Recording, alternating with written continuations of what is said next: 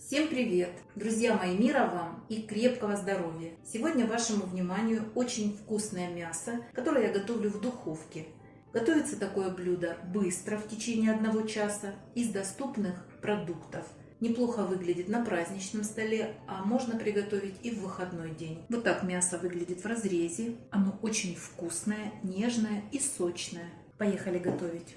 Друзья мои, сегодня мясное блюдо, но вполне допустимо мясо заменить рыбой. Получится изумительно вкусное блюдо. Если вы не едите красное мясо, можете приготовить с курицей. У меня красное мясо, сейчас я его обязательно буду отбивать. И досточку, и сверху мясо прикрываю пакетом и отбиваю. Просто легко отбиваем для того, чтобы оно быстрее прожарилось и хорошо напиталось специями. Друзья мои, мясо я отбила. Сейчас это все уберу, будем обжаривать. Вот здесь у меня 11 грамм соли. Добавляю к ней пол чайной ложки паприки, треть чайной ложки черного молотого перца, сушеный чеснок. Я не рекомендую использовать чеснок свежий, потому что он может испортить вам все блюдо в духовке. Пол чайной ложки кориандра и пол чайной ложки чабера. Я его растерла в руках. Чабер очень хорошо подходит к мясным блюдам. Эту смесь я буду использовать и для мяса, и для обжаривания лука с грибами. Друзья мои, еще понадобится 250 грамм грибов. У меня шампиньоны порезала мелким кубиком. 200 грамм репчатого лука также порезала мелким кубиком. И 200 грамм сыра твердого натерла на крупной терке. К сыру я буду добавлять белый хлеб. 30 грамм я раскрошила в мелкую крошку.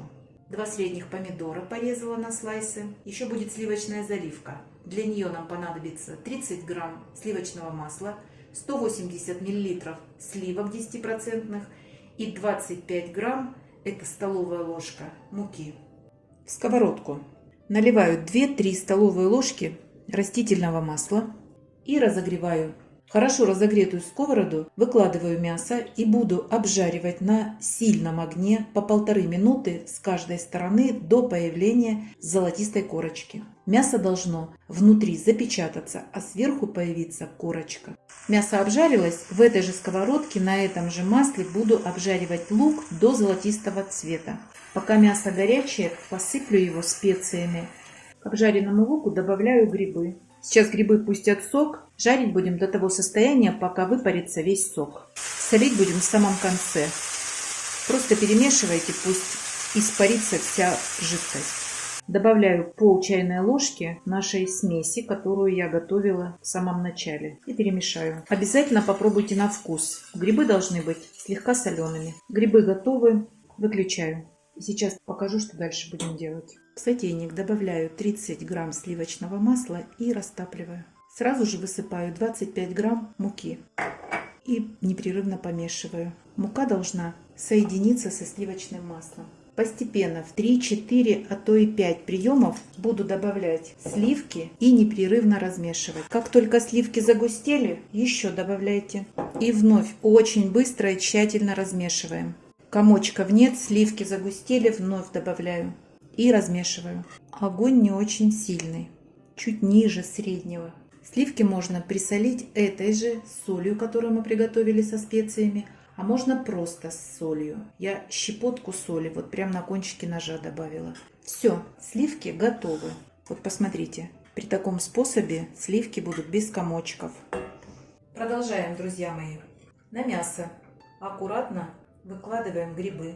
Мы готовим блюдо порционной еды, а поэтому стараемся, чтобы за границы грибы не уходили. На грибы раскладываем наш сливочный соус. Смотрите, какой аппетитный и вкусный. Опять за границу уезжает.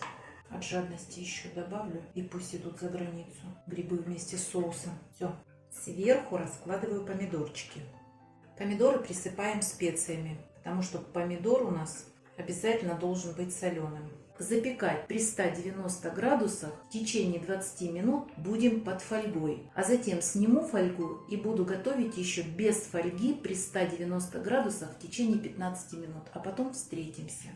20 минут прошло, снимаю фольгу. И в таком виде отправлю в духовку еще на 15 минут. 15 минут прошло, смешиваем хлеб с твердым сыром. Если не хотите готовить с хлебом, присыпьте просто сыром. и выкладываем на помидорки. И опять уехала за границу, теперь с сыром. Ничего не оставлю, я жадина. Друзья мои, сейчас отправлю в духовку еще минут на 7-10. Как только сыр расплавится и вместе с хлебной крошкой слегка зарумянится, блюдо готово. Сейчас остынет и покажу, как она смотрится на праздничной тарелке. А вы, друзья, не забывайте подписываться на наш с Петровичем канал. Пока-пока!